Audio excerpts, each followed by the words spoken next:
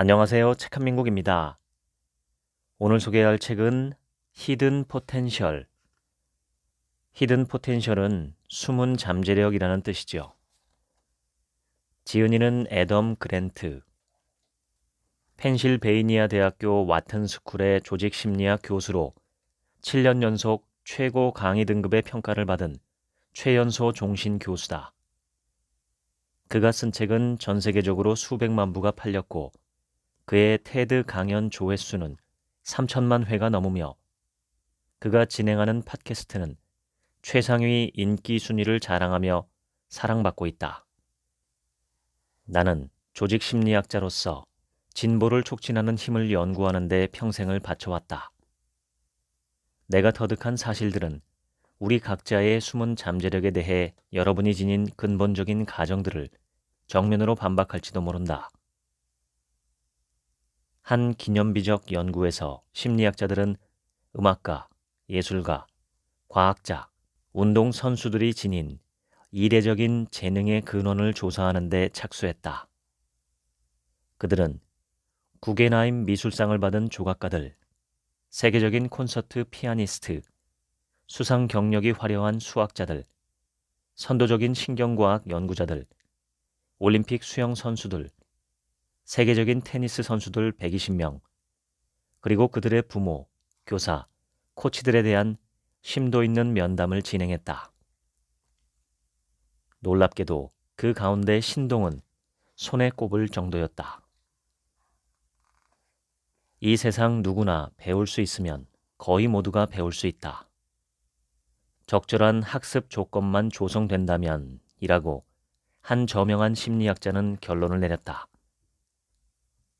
우리는 잠재력을 가늠할 때 출발점, 즉 지금 바로 눈에 보이는 능력에 집중하는 치명적 오류를 범한다. 타고난 재능에 집착하는 세상에서 가장 전도 유망한 이들은 첫눈에 두드러지는 이들이라고 넘겨짚는다. 하지만 성취도가 높은 이들이 어릴 때 보이는 재능은 천차만별이다.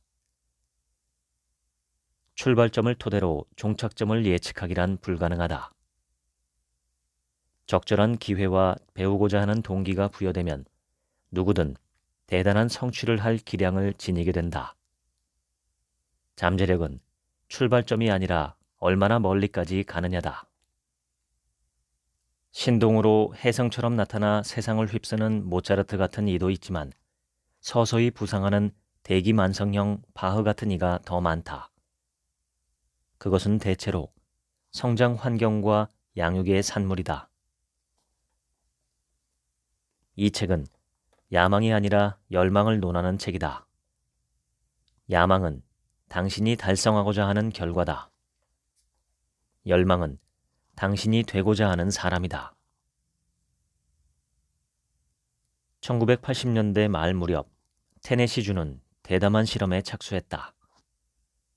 저소득층 자녀들이 주로 다니는 79개 학교에서 학생 1만 1000여 명을 유치원부터 초등학교 3학년까지 무작위로 서로 다른 학급에 배정했다.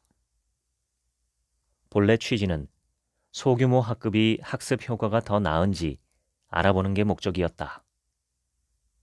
학생과 교사 모두 무작위로 학급에 배정되었다. 라지 채티라는 한 경제학자는 나중에 이 데이터를 분석해 학급 규모 외의 학급의 다른 특징이 차이를 만들어내는지 알아내었다. 채티는 세계에서 가장 영향력 있는 경제학자로 손꼽힌다. 그는 메가더 천재 연구기금 수상자다. 그의 연구에 따르면 탁월함은 우리가 생각하는 정도보다 훨씬 타고난 재능에 덜 의존한다. 테네시 실험에서 놀라운 결과가 나왔다. 채티는 학생의 유치원 교사가 누구였는지만 보고도 그 학생이 성인으로서 성공할지를 예측할 수 있었다. 경험이 많은 유치원 교사에게 배운 학생은 25세가 될 무렵 또래 집단보다 훨씬 더 많은 돈을 벌고 있었다. 대부분 성인은 본인의 5살 때를 기억조차 하지 못한다. 유치원 교사들이 오랜 세월이 지난 후에까지 영향을 미치는 이유가 뭘까? 채티와 동료 연구자들은 또 다른 가능한 해석으로 눈을 돌렸다. 4학년과 8학년 학생들의 또 다른 자질들에 대해 교사들이 점수를 매겼다. 그 한 사례는 다음과 같다.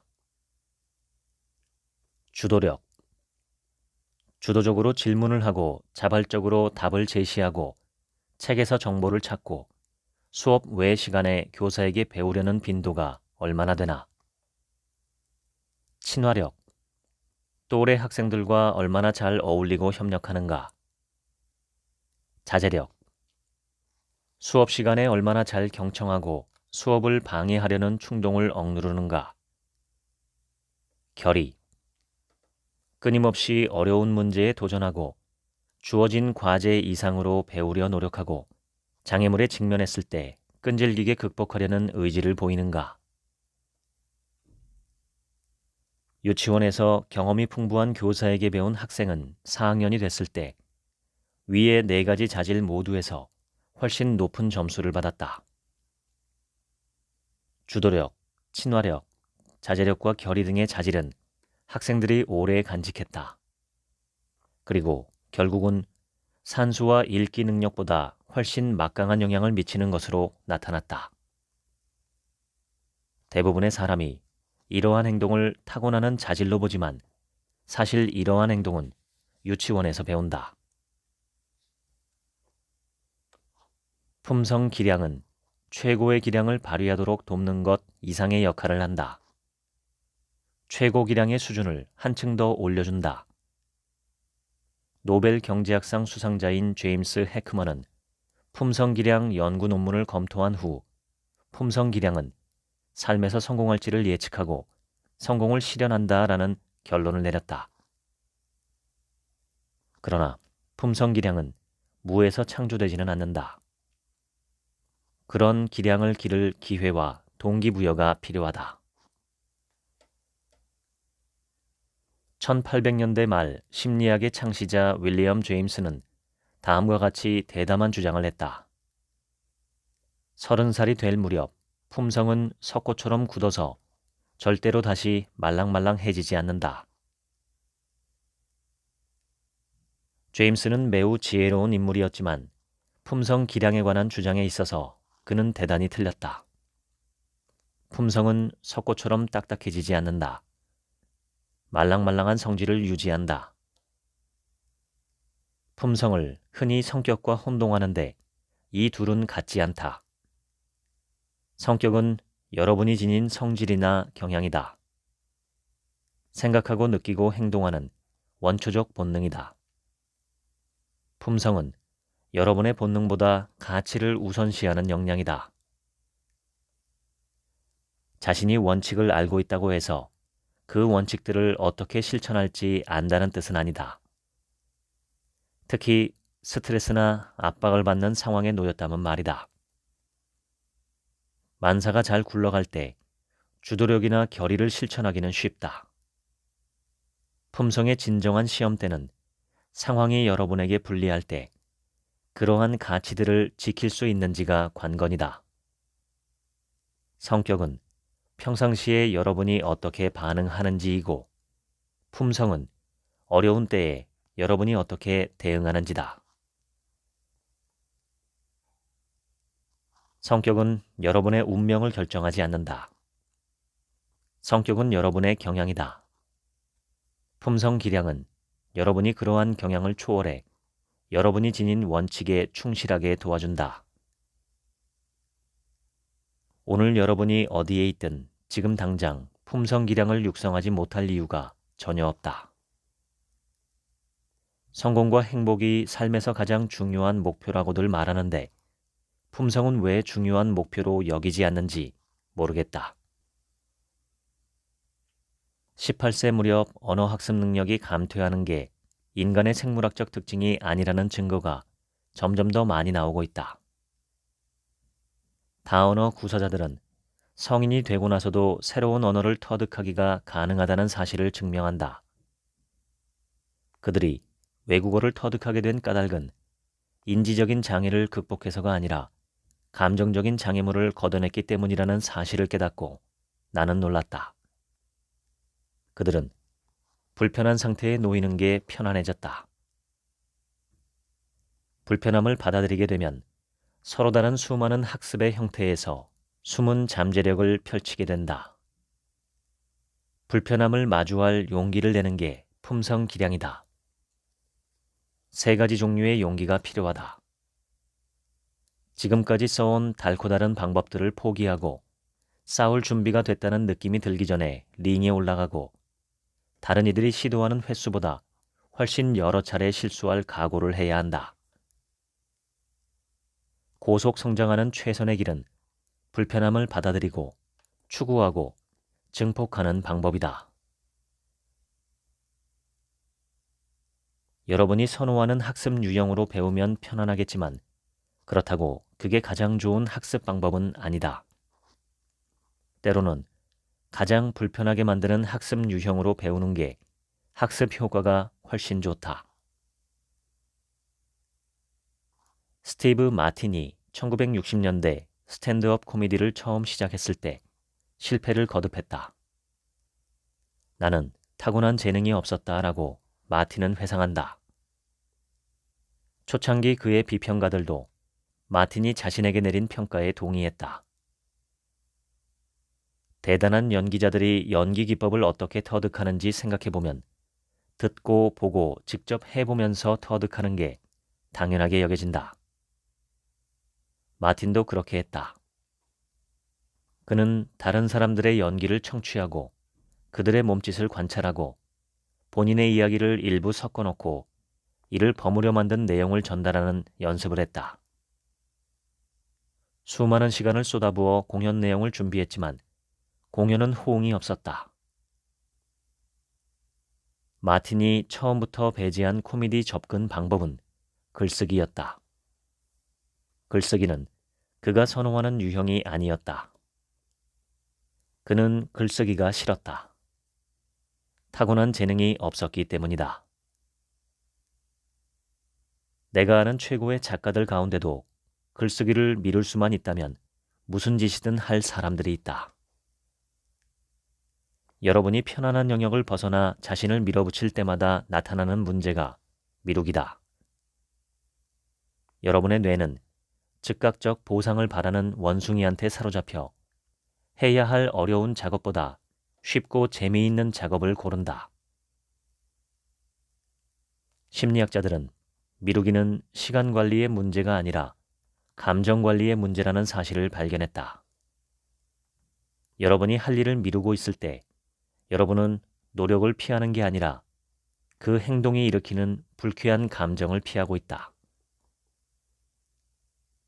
수년 동안 스탠드업 공연으로 속을 끓인 끝에 마틴은 다음과 같은 참담한 깨달음을 얻었다. 코미디언으로 성공하려면 내가 직접 대본을 모조리 써야 한다.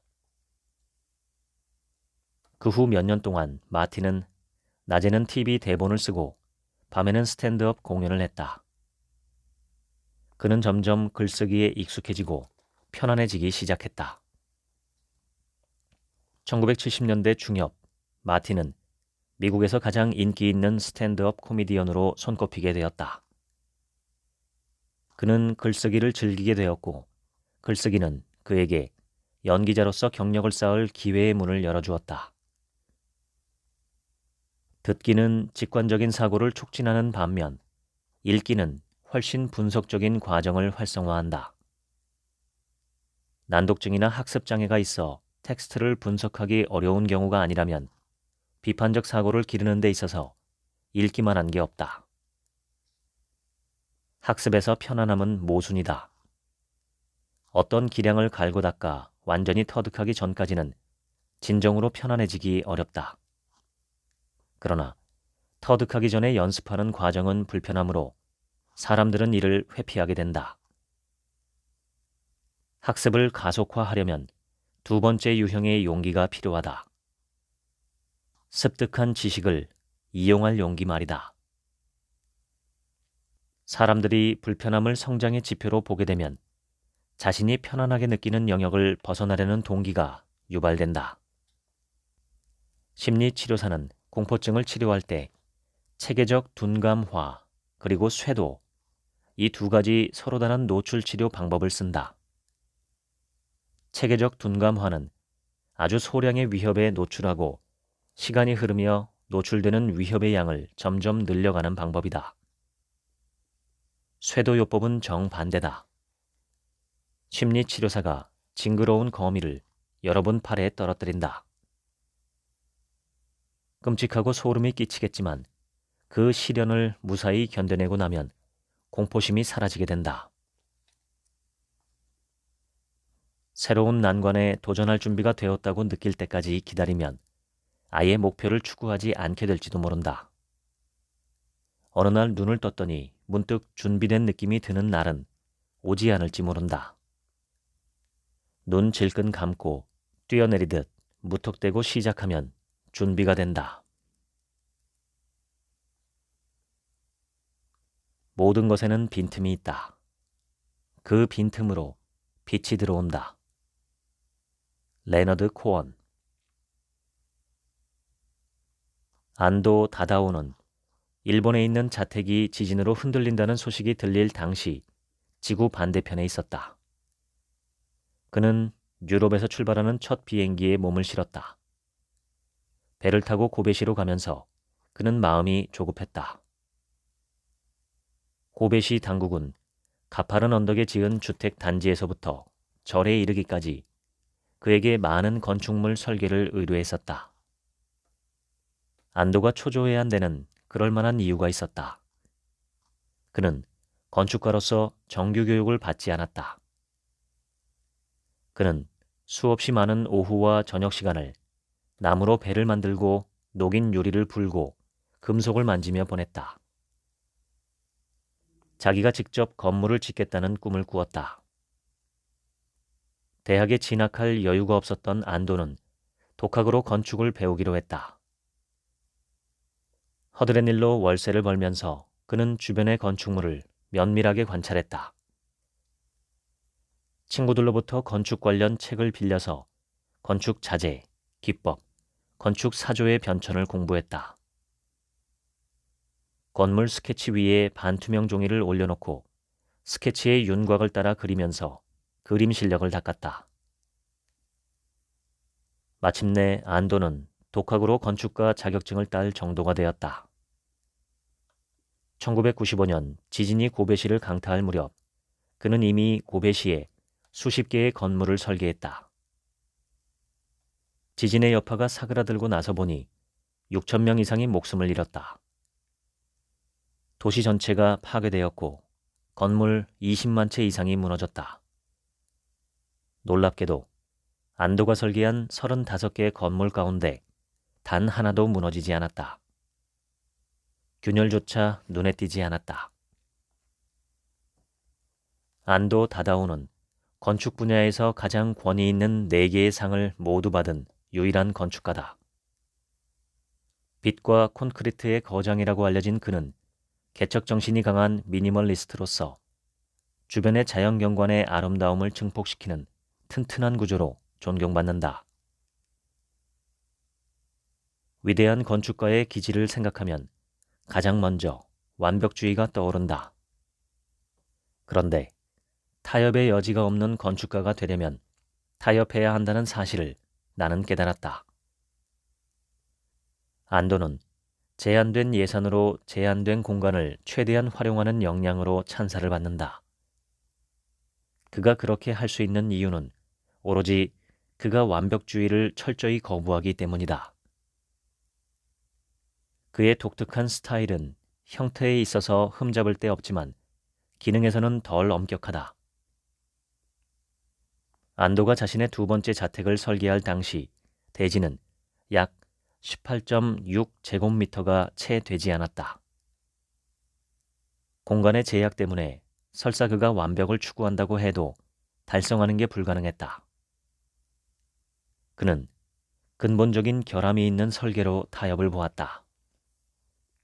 창문이 하나도 없는 작은 콘크리트 상자를 건축했다. 천장에 낸 채광창뿐이었다. 환기, 채광, 햇빛의 노출에 필요한 최소한의 조건을 충족시키고 기능 문제는 거주자에게 맡기기로 했다. 라고 그는 말했다. 한 침실에서 다른 침실로 가려면 비바람과 눈보라를 감수하고 천장이 없는 안뜰을 가로질러야 한다. 비가 내리는 날에는 집안에서 우산을 갖고 다녀야 한다. 이 건축 프로젝트를 건축상 응모작으로 제출하자 심사위원은 다음과 같이 기록했다. 상은 이런 환경에서 살고 살아남는 용감한 소유주에게 주어야 한다. 우리는 보통 심미적, 기술적 탁월함을 흠잡을 데 없는 결과물 추구와 연관짓는다. 그러나 위대한 디자이너, 무용가, 다이빙 선수 등의 습관을 연구한 결과 완벽주의를 추구하는 게 숨은 잠재력을 실현하는 비결은 아니라는 점을 깨닫게 되었다. 결함을 감내하는 태도는 초보자만 필요한 태도는 아니다. 전문가가 되고 계속 실력을 연마하기 위한 과정의 일환이다. 완벽주의자들은 다른 사람의 기준으로 탁월함을 정의한다는 사실을 보여주는 연구가 많이 있다. 다른 이들 보기에 완벽한 이미지를 만드는 데 집중하면 우울증, 불안감, 심신소진, 그 밖에 정신건강상의 각종 문제를 일으킬 위험이 있다. 7만 명을 대상으로 한 105개 연구 자료에 따르면 성장과 교감 같은 내재적 목표보다 인기나 겉모습 같은 외재적 목표에 더 가치를 두면 덜 행복하다. 다른 사람의 인정을 받고자 하는 욕구는 끝도 한도 없다. 지위를 추구하게 되면 결코 만족하지 못하게 된다. 탁월함은 다른 사람의 기대를 충족시키는 이상의 의미가 있다. 여러분 자신이 세운 기준에 부합하는 일이기도 하다. 모든 사람을 만족시키기는 불가능하다.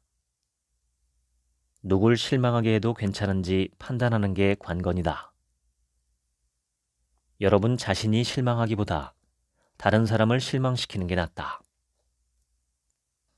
다른 사람들이 내 작품을 어떻게 생각하는지는 나를 움직이는 원동력이 아니다. 나 자신을 만족시키고 싶은 욕구, 나 자신에게 도전장을 내밀고 싶은 욕구가 나를 움직이는 원동력이다. 라고 그는 말한다. 인생은 풋풋한 게 낫다. 풋풋할수록 좋다라고 안도는 단언한다.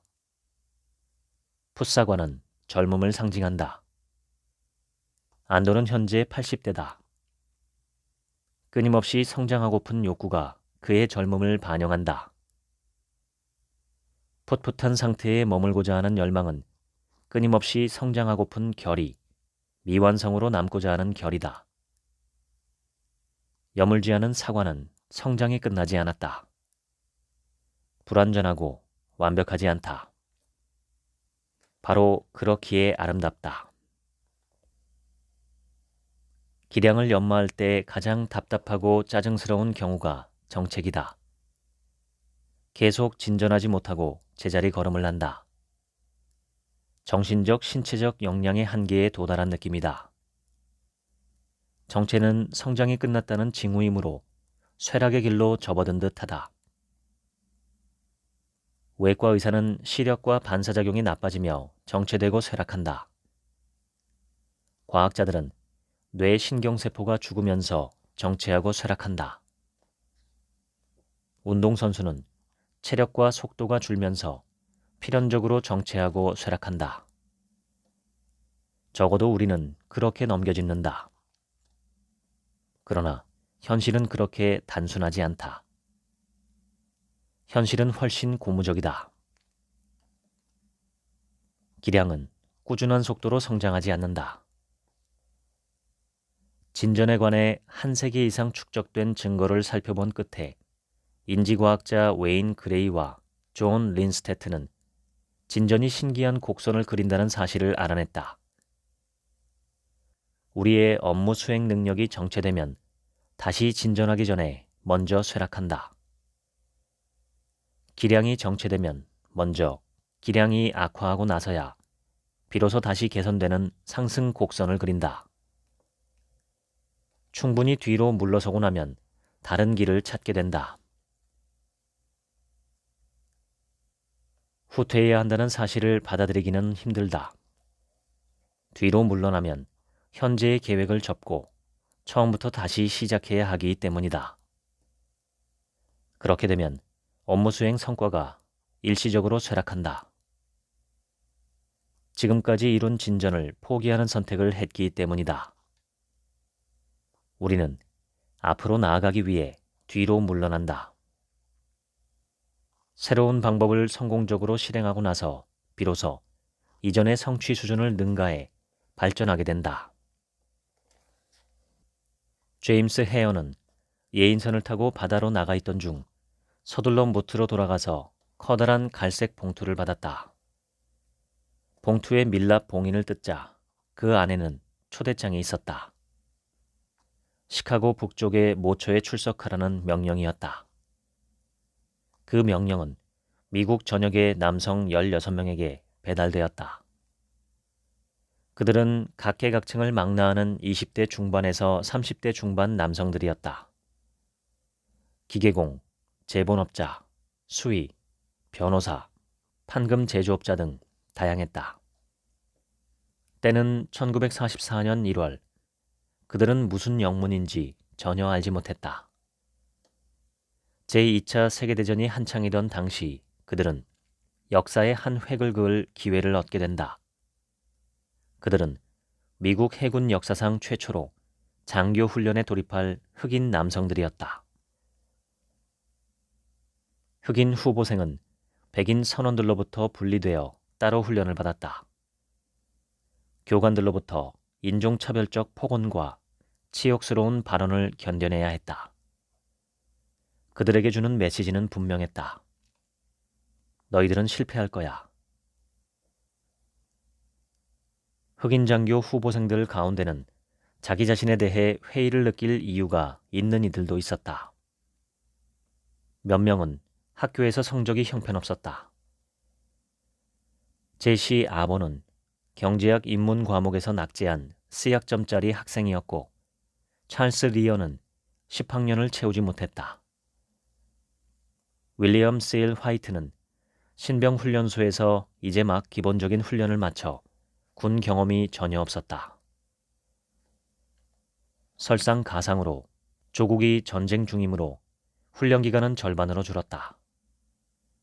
장교 후보생들은 꼬박 한 학기분의 훈련을 겨우 10주 만에 속성으로 마쳐야 했다. 그들은 날마다 6시에 기상에 구보하고 8시간 강의를 듣고 밤늦게까지 공부했다.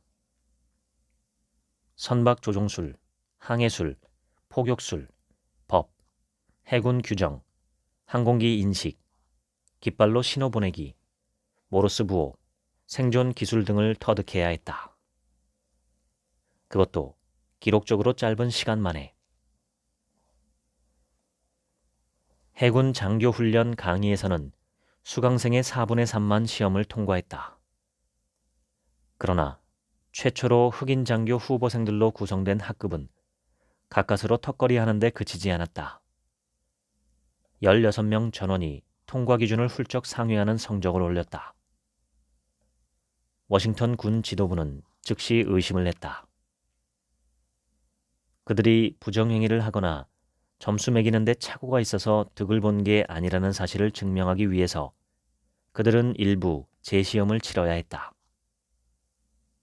그들은 재시험에서 본시험보다 더 높은 점수를 받았고 집단 평균 GPA가 4.0 만점에 3.89로 훈련을 마쳤다. 수년이 흐른 후 그들은 자신들이 해군 역사상 최고점을 얻었다는 사실을 알게 된다. 후보생들 가운데 13명은 나라의 부름에 응해 해군 장교로 복무하게 되었다. 미국에서 최초로 황금별과 막대기를 어깨에 달게 된 흑인 장교들은 황금의 13인으로 알려지게 되었다. 황금의 13인은 우리 대부분이 오판하는 뭔가를 제대로 짚었다. 극복하기가 불가능해 보이는 장애물에 부딪혔을 때는 포기하고 싶은 유혹이 생긴다. 이런 때에 우리는 남의 도움 없이 자력으로 하라는 조언을 받는다. 자기 내면을 들여다보고 숨은 자신감과 지식을 끌어내야 한다는 뜻이다. 그러나 실제로 우리는 바깥으로 눈을 돌려 필요한 재원을 확보하고 다른 이들에게 도움을 청함으로써 숨은 잠재력을 발견하고 개발하게 된다. 승산이 낮을 때 바깥으로 시선을 집중해야 지상에서 이룩할 수 있다. 지식이 풍부한 동료들과 함께 공부하면 성장을 촉진한다는 증거가 상당하다. 미국 정보기관에서 어느 팀이 최고의 성과를 올릴지 예측할 때 고려해야 할 가장 중요한 요인은 동료들이 서로 얼마나 자주 상부상조하는지다. 의과대학원에서 학생들은 교수진 못지않게 동료 학생들에게 많이 배운다. 가르치는 행위는 놀라울 정도로 막강한 학습 방법이다. 16개의 연구자료를 메타 분석한 결과를 보면 학생들을 무작위로 나눈 뒤 한 집단에게는 또래 학생들을 가르치도록 했더니 가르친 학생들이 자신들이 가르친 과목에서 훨씬 높은 점수를 얻었다. 가르치는 데 시간을 많이 들일수록 더 많이 배웠다. 한 연구 집단은 다음과 같은 결론을 내렸다. 가르친 사람은 과목에 대한 이해도가 향상되고 그 과목에 대한 태도도 훨씬 긍정적으로 바뀌었다. 심리학자들은 이 현상을 교습 효과라고 일컫는다. 초보자들에게도 효과가 있는 현상이다. 뭔가를 배우는 가장 좋은 방법은 가르치는 방법이다. 설명한 내용은 더 잘 이해하게 된다. 교습 방법에 익숙해지기 전까지는 누군가에게 가르쳐야 한다는 불편한 느낌을 받아들이기만 하면 된다. 여러분이 누군가에게 뭔가를 가르쳐야 한다는 말만 들어도 여러분의 학습 효과가 급상승한다. 자기는 잘하지 못하지만 가르침으로써 가르친 내용을 자신도 터득하게 된다. 역사학자 헨리 애덤스는 중세 역사 강의를 함으로써 그 분야의 전문가가 되었다. 그는 학생들에게 처음에 자신은 중세 역사에 대해 전혀 몰랐고 강의 준비를 하면서 점점 진전을 이루게 되었다고 고백했다. 물리학자 존 프레스킬은 양자 컴퓨팅을 가르치겠다고 자원해 그 분야를 터득했다. 그리고 황금의 13인은 그들이 배우고 싶은 걸 가르침으로써 해군 장교 시험을 우수한 성적으로 통과했다. 장교 훈련이 시작되자 황금의 13인 대부분은 그처럼 짧은 시간에 그렇게 많은 지식을 축적하기는 불가능하다고 느꼈다. 그들은 서로에게 의지해야 했다. 장교 후보생을 전원 합격시키지는 않는 해군 전통에 따라 후보생들은 서로를 팀원보다는 경쟁 상대로 보는 경향이 있었다. 그러나 황금의 13인은 막사에서 만나 서로 돕겠다는 서약을 했다. 죽어도 같이 죽고 살아도 같이 살기로 했다. 다행히 적어도 우리 중 한 사람은 우리가 배워야 하는 과제 중 하나를 이미 숙지하고 있었다라고 쿠퍼는 말했다. 그들은 배운 지식을 한데 모으고 걸러가면서 스펀지가 되었다. 각자 자신 있는 분야를 나머지 12명에게 가르쳤다. 공식적인 소등 시간은 밤 10시 30분이었다. 밤만 되면 황금의 13인은 손전등을 들고 화장실에 둘러앉아 자정이 훌쩍 넘도록 공부했다. 그들은 들키지 않으려고 손전등 불빛이 새어나가지 않게 창문을 침대 시트로 가렸다. 우리는 집단 전체가 우리에게 의존할 때 가장 깊숙이 저장된 결의를 발굴해낸다. 황금의 13인은 그들의 후배들이 대단한 성취를 향해 전진하도록 수많은 길을 개척했다. 홀로 장애물에 맞서기는 가능하다. 그러나 우리의 힘을 다른 이들과 합하면 우리는 가장 높은 곳에 도달하게 된다. 리처드 해크먼 교수는 팀에 관한 세계적인 전문가였다. 그는 거의 반세기 동안 비행기 조종실 조종사들에서부터 병원, 교향악단에 이르기까지 생각해낼 수 있는 모든 분야에서 팀을 연구했다. 그는 대부분의 경우 팀워크는 환상적인 결과를 낳는 데 실패하고 악몽이 될 가능성이 크다는 사실을 알아냈다.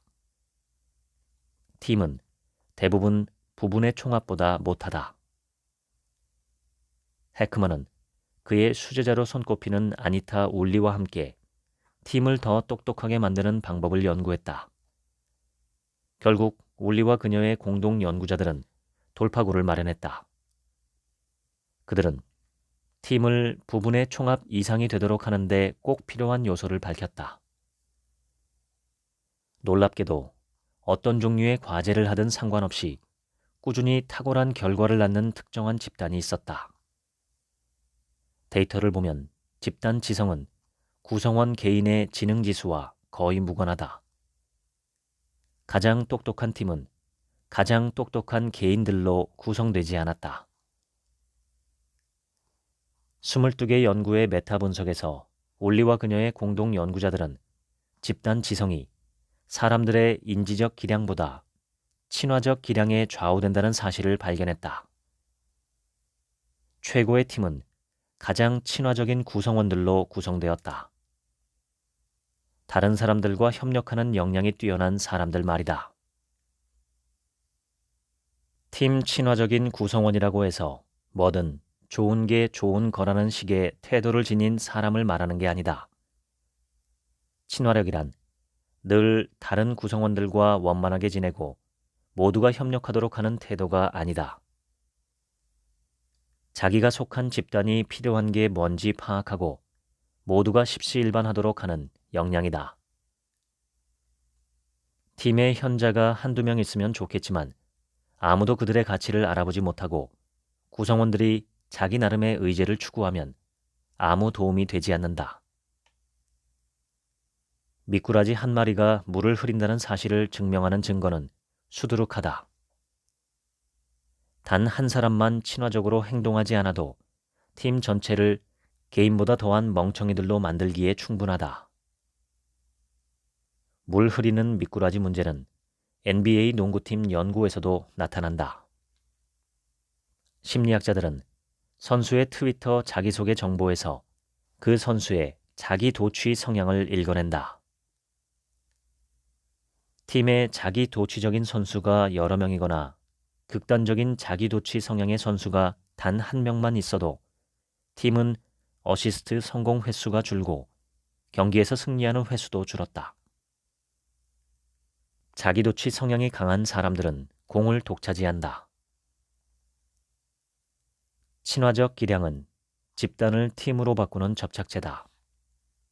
구성원들이 외로운 늑대들처럼 각계 약진하기보다 결속력 있는 무리의 일부가 된다. 협동심을 다지는 각종 훈련은 동지애를 조성하긴 하나 팀의 업무 성취도를 딱히 계산해주지는 않는다는 메타 분석 자료가 있다.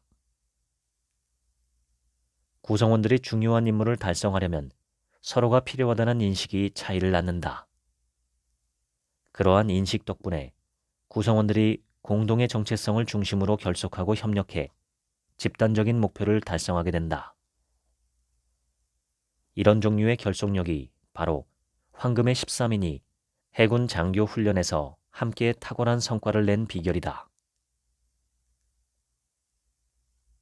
우리는 지도자를 뽑을 때 가장 강력한 지도력 기량을 갖춘 사람을 뽑지 않고 가장 말을 많이 하는 사람을 뽑는 경우가 흔하다. 이를 수다 효과라고 일컫는다. 집단은 가장 말을 많이 하는 사람을 그 사람의 역량이나 전문성과 상관없이 승격시킨다는 연구 결과가 있다. 우리는 자신감을 능력으로 오해하고 확신을 신뢰성으로 오해하고 양을 질로 오해한다. 토론의 수준을 높이는 사람보다 토론을 장악하는 사람을 뒤따르는 상황에 갇히게 된다. 목소리 큰 사람은 자격도 없는데 지도자로 부상하는 데 그치지 않는다. 허튼 소리를 가장 많이 하는 사람들은 공도 독차지한다. 친화적 기량이 가장 형편없고 자아가 가장 강한 사람들이 대개 권위를 행사하고 팀과 조직에 해를 끼친다.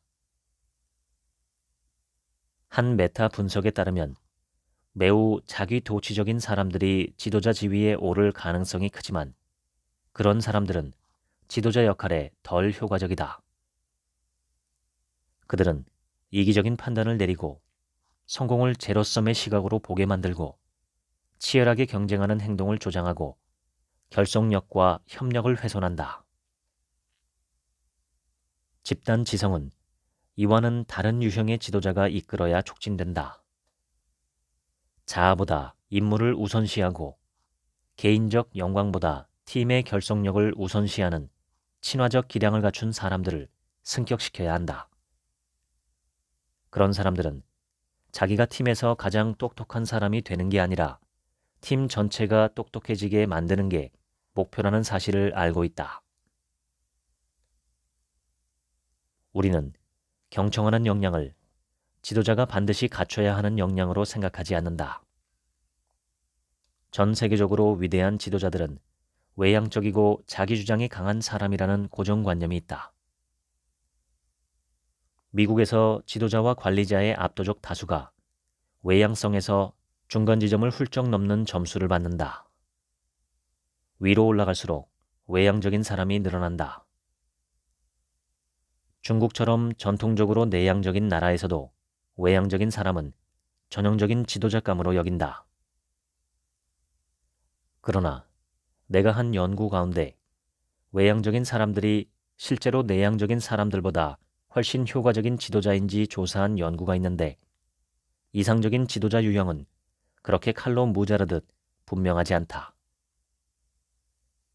효과적인 지도자는 팀이 얼마나 주도적인지가 좌우한다. 팀이 비교적 상부로부터의 지시에 반응하는 성향이면 외향적인 사람이 최고의 결과를 견인한다. 그들은 자기 생각을 강하게 주장하고 팀이 자기를 따르도록 동기를 부여한다. 그러나 팀이 주도적이어서 여러 가지 아이디어와 제안을 내놓으면 그들을 이끌어 더 큰 성취를 하도록 하는 지도자는 내향적인 지도자다. 우리는 골치 아픈 문제에 맞닥뜨리면 사람들을 불러 중지를 모은다. 가능한 한 빨리 최고의 아이디어를 얻으려고 한다. 그런데 사소한 문제가 하나 있다. 중지를 모으는 방식은 대체로 역효과가 난다. 구두로 중지를 모으는 회의에서는 좋은 아이디어가 대부분 소실된다.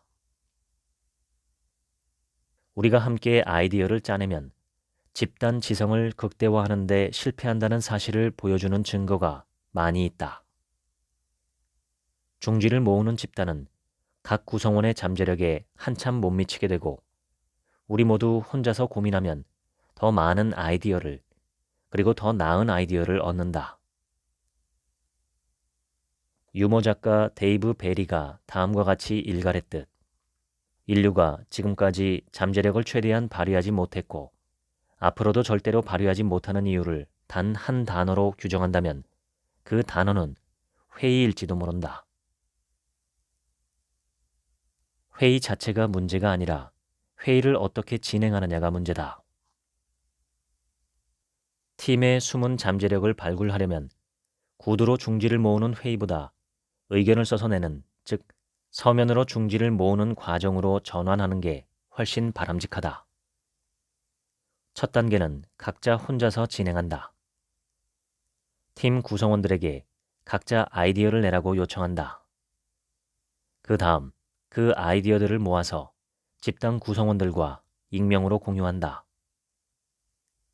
독자적인 판단을 유지하기 위해 각 구성원은 각자 아이디어들을 평가한다. 그러고 나서야 비로소 팀 전체가 모여 가장 바람직한 선택지들을 선정하고 다듬는다. 인류 역사를 통틀어 대부분의 기간 동안 기회는 타고난 특권이었다. 귀족으로 태어나면 세상은 자기 봉이었다. 집안 배경이 좋지 않으면 팔자는 이미 정해졌고 선택지는 제약되었다. 오늘날 대학과 고용주들은 자격을 갖춘 사람이라면 누구에게든 기회의 문을 열어주는 방식을 우선시한다. 원칙적으로는 폭넓은 다양한 배경에서 자란 사람들을 불러 그들이 역량을 보일 기회를 주는 게 응모 절차다. 그러나 실제로 우리가 자격을 심사하는 체제는 결함이 있다. 학교와 직장에서 선발 체제는 보통 탁월함을 포착하도록 설계되었다. 탁월함을 향해 진전하고 있는 사람들은 거의 선발되지 않는다는 뜻이다. 우리는 이런 사람들과 그들이 걸어온 우여곡절과 장애물이 산재한 길에 큰 관심을 보이지 않는다. 채용 과정의 첫 단계에서 고용주들은 자격증에 의존해 난관을 극복하려고 한다. 명문대는 최고의 응시생들만 합격시킨다고 가정한다. 그러나 학력은 생각만큼 그렇게 대단한 의미가 있는 게 아니다. 28,000명 이상의 학생들을 연구한 자료에 따르면 명문대 학생들은 컨설팅 프로젝트에서 다른 학생들보다 아주 조금 더 나은 성과를 올렸을 뿐이다. 예일대학교 학생은 클리블랜드 주립대학교 학생보다 겨우 1.9% 나은 성과를 냈다. 응모자들에게 학사학위를 요구하면 미국 노동력의 절반 이상을 놓치게 된다. 많은 고용주가 과거 업무 수행 성과를 본다.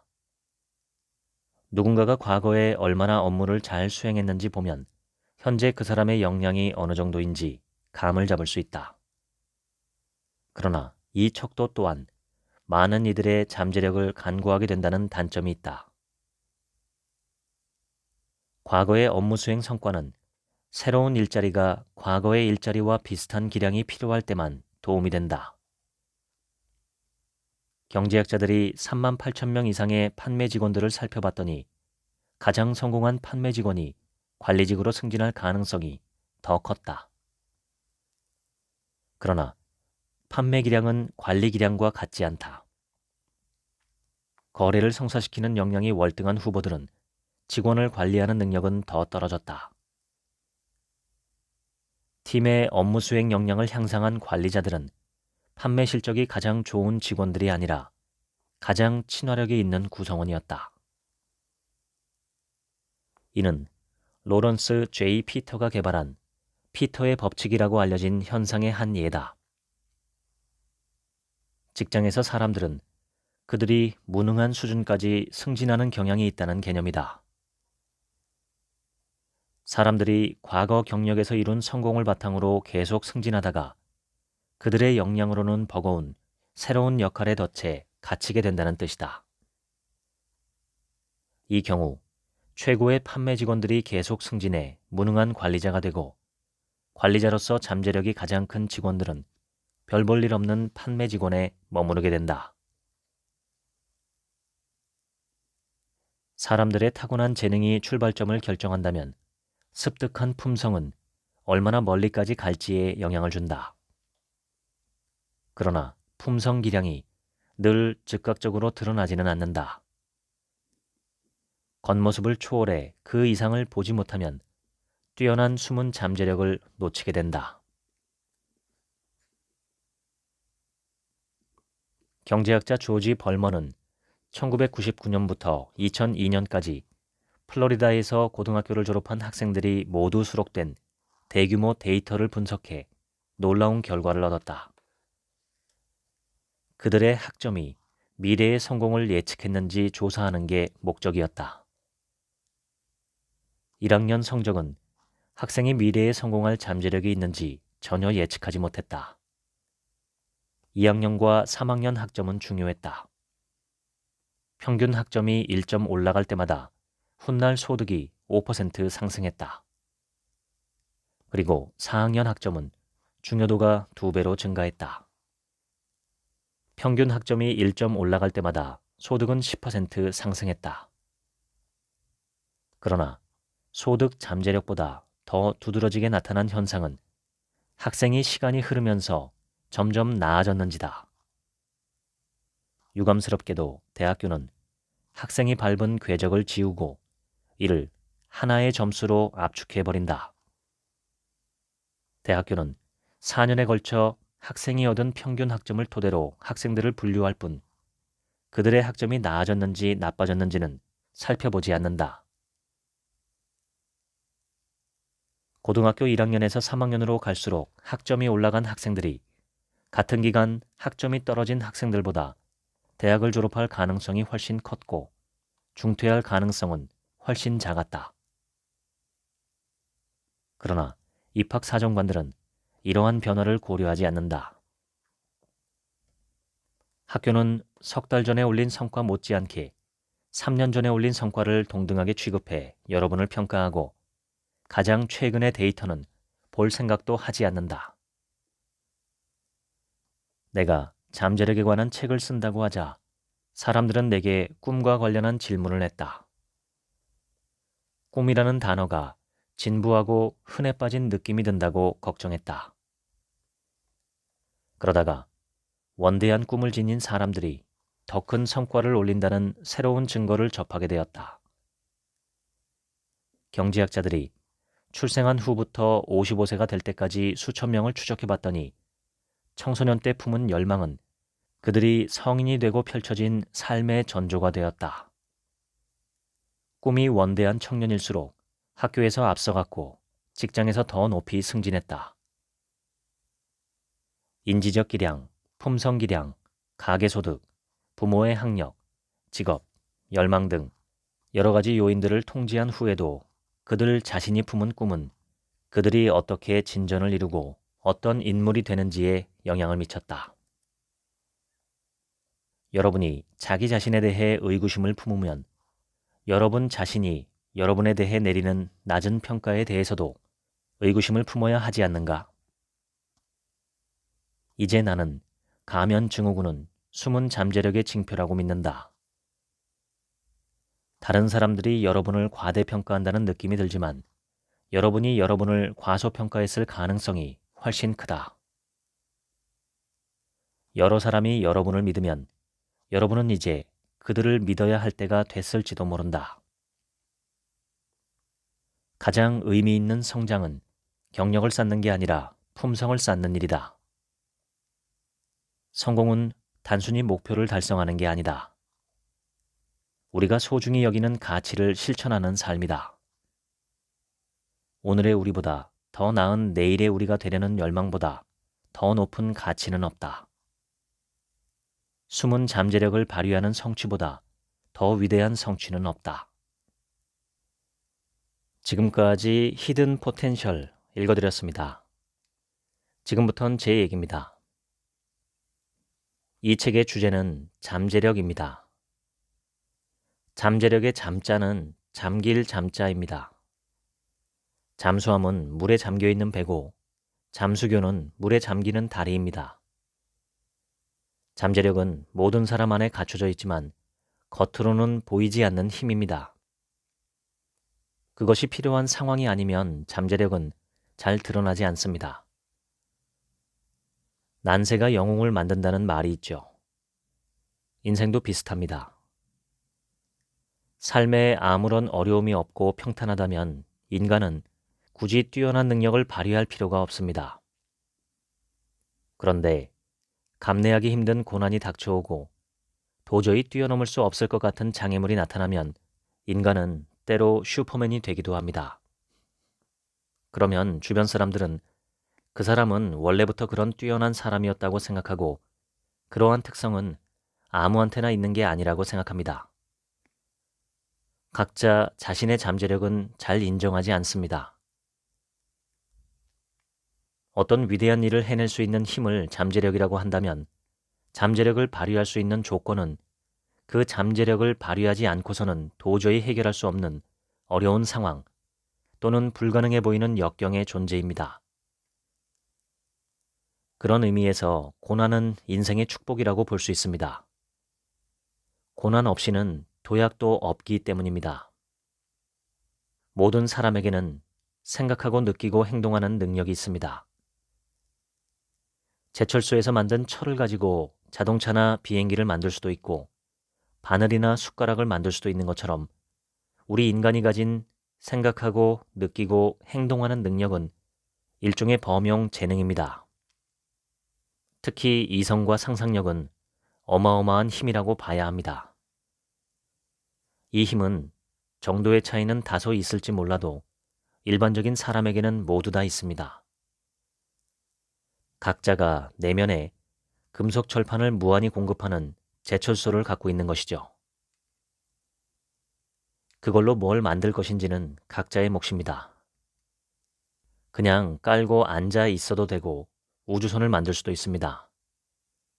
오로지 자신의 선택이고 책임입니다. 흔히 말하는 성공이란 것은 재능과 노력과 운이 합쳐진 것입니다. 나는 재능이 없어서 성공할 수 없다고 말하는 것은 자신의 이성과 상상력에 대한 모욕이 아닐까 싶습니다. 자기 삶에 대한 무책임한 태도이기도 하죠. 오늘 소개한 이 책에는 평범한 재능을 가진 사람들이 현명하고 치열하게 노력해서 성공한 이야기가 여러 추록되어 있습니다. 그들이 할 수 있다면 왜 우리는 할 수 없을까요? 할 수 없다고 믿고 시작도 하지 않았기 때문이 아닐까요?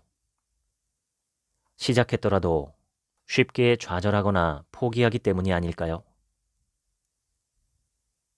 역사에 남은 성공 사례들을 보면 재능과 노력과 운이 있다고 해서 모두가 성공하는 것은 아닙니다.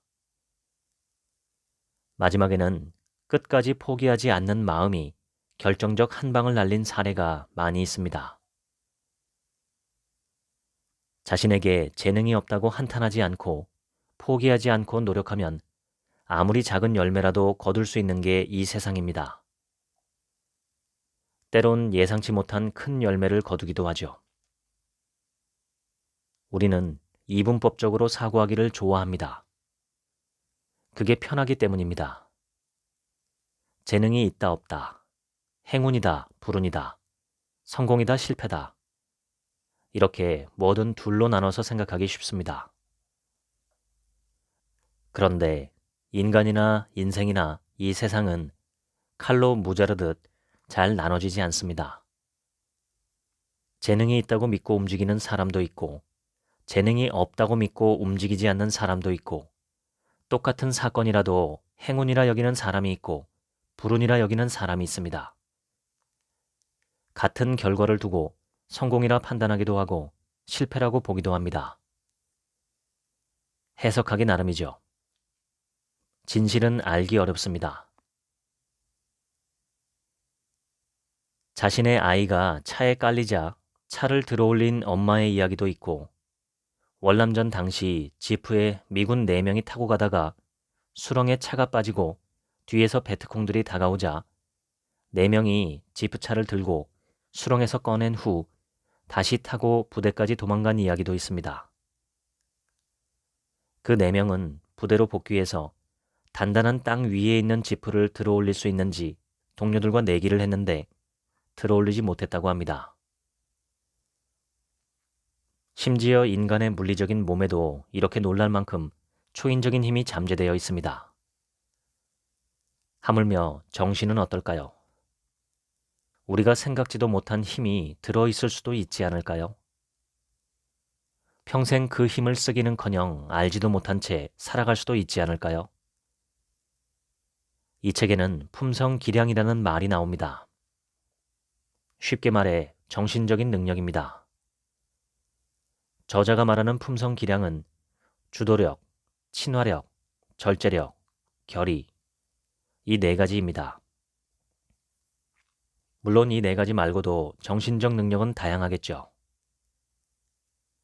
주도적으로 산다는 것은 모든 걸 내가 결정한다는 뜻은 아닙니다. 오히려 지금 현실에서 눈에 띄지 않는 숨은 선택지를 찾아내거나 창조해내고 선택하는 능력입니다.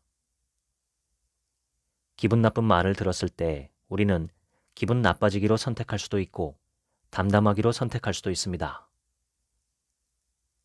기분이 나쁜데 나쁘지 않은 척 한다는 것이 아니라 의연하게 대처한다는 것입니다. 남은 내 마음대로 할 수 없다는 걸 잘 아실 겁니다. 그런데 우리가 간구하는 점은 남도 나를 마음대로 할 수 없다는 사실입니다. 남이 나를 기분 나쁘게 만들 수 없습니다. 내가 기분 나쁘기로 선택할 뿐입니다. 반응은 자동 반사가 아니라 능동적인 선택입니다. 나는 상대가 바라는 대로 혹은 기대하는 대로 반응할 의무가 없습니다. 많은 분들이 오해하시는 게 있는데 갑을 관계에서 내가 갑인 경우에만, 그러니까 칼자루를 손에 쥐고 있을 때만 선택할 수 있다고 생각하는 것입니다. 하지만 관계는 어떤 관계든 상호적이고 쌍방적입니다. 심지어 반려동물과 보호자의 관계도 밀당이고 고양이 앞에 있는 쥐도 고양이를 움찔하게 만들 수 있습니다. 이처럼 우리는 매 순간 주도적으로 살 수 있습니다. 또한 친화력은 이 책에서 성공하는 팀의 필수 요소로 소개됩니다. 뭉치면 살고 흩어지면 죽는다는 말이 있죠. 위기와 도전 앞에서 분열되는 팀은 성공은 고사하고 살아남기도 어렵습니다. 인류의 거의 모든 위대한 성취나 업적은 뛰어난 개인보다 장기간에 걸친 집단적 팀플레이인 경우가 많습니다. 인간은 약하지만 협동하는 인간은 천하무적입니다. 원자적인 개인은 사나운 개 한 마리가 덤벼도 쉽사리 물리치기 어렵습니다. 좋은 친구, 좋은 팀을 만난다는 것은 커다란 행운입니다. 그런 행운이 없다면 내가 주도적으로 그런 팀을 만들면 됩니다. 팀이 개인보다 더 나은 성과를 내기 위해서는 팀을 하나로 뭉치게 만드는 친화력이 필수적입니다. 저자는 이런 친화력이 있는 사람이 리더가 되어야만 한다고 주장합니다. 자제력은 몸의 욕망과 욕구대로 움직이지 않고 기다리는 능력입니다. 정신이 몸을 통제하는 상태죠. 이것은 특별히 인간이 다른 동물보다 뛰어난 점입니다. 동물들은 본능의 요구대로 순응하는 경향이 있습니다. 그러나 인간은 몇 수 앞을 내다보는 능력이 있기에 지금 당장의 본능적 요구 앞에 굴복하지 않을 수 있습니다. 역사적인 위인들을 보면 모두가 자제력이 뛰어납니다. 성급하게 즉흥적으로 당장 떠오른 생각대로 움직이지는 않죠. 자제력의 결정적인 매력은 이것이 연습으로 익힐 수 있다는 것입니다.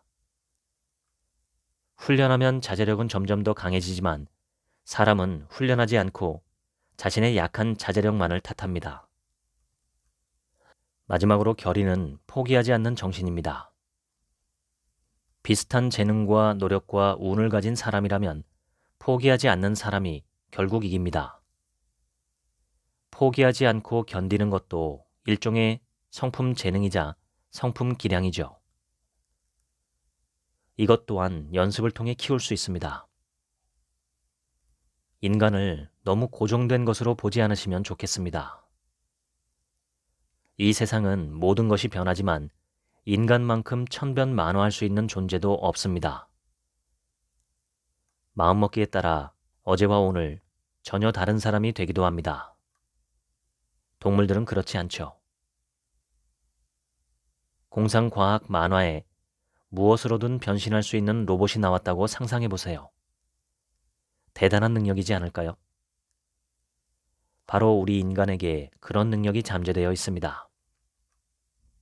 꺼내어 개발하느냐, 하지 않느냐의 차이만 있을 뿐이죠. 고통을 감내하면서 개발할 것이냐, 아니면 고통에 순응해서 포기할 것이냐, 각자 선택을 할 뿐이죠. 개그맨으로 시작해서 영화 감독으로 세계 진출을 했던 심영래 감독은 못해서 안 하는 게 아니라 안 해서 못하는 것이다 라는 명언을 남겼습니다. 새로운 시대는 도전하는 사람이 만들어가는 것입니다. 제가 자세히 낭독하지는 않았지만 이 책에는 평범한 사람들이 자신의 숨은 잠재력을 일깨워 위대한 성취를 한 재미난 일화가 여럿 담겨 있습니다. 평범한 장사미사가 슈퍼맨이 된 것입니다. 자신의 잠재력을 개발할 수 있는 방법이 궁금한 분이라면 이 책 한번 읽어보시기를 추천합니다.